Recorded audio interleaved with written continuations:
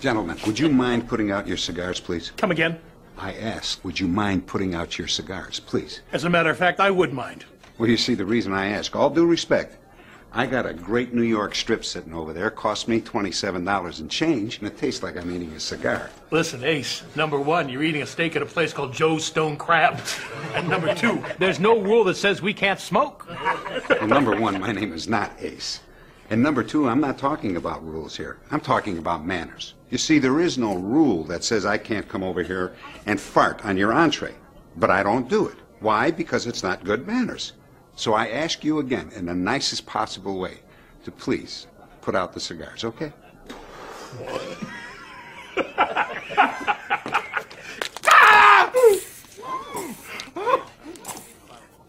Thank you.